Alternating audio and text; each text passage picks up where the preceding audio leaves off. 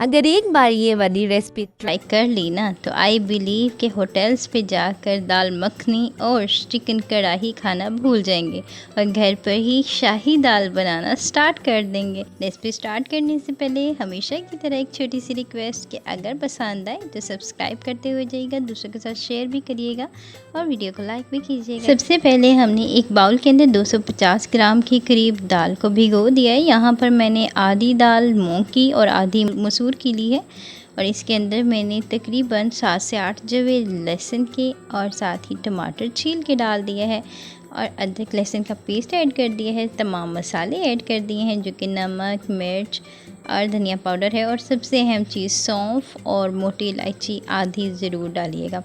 2 गिलास पानी डाल दिए हैं, 2 चम्मच घी डाल दिए हैं और इसका हमने पकने के छोड़ दिए हैं।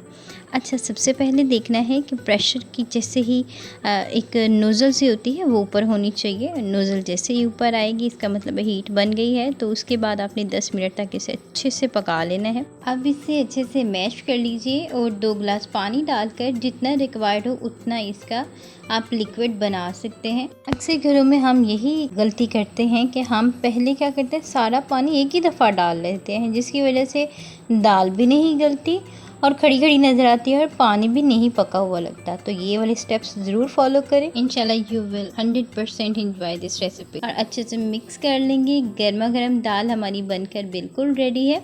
अब इसका मज़ेदार सा एक टेस्टी सा तड़का तैयार कर लेते हैं। इसको फ्लेवर देने के लिए सबसे पहले घी डाल लीजिए पैन के अंदर।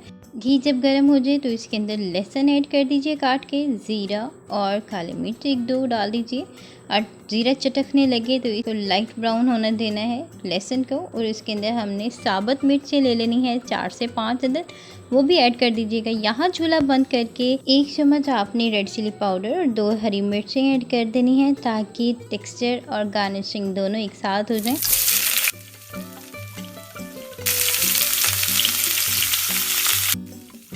तो फिर इसी के लिए हमने ज़बरदस्त तड़का भी लगा दिया है।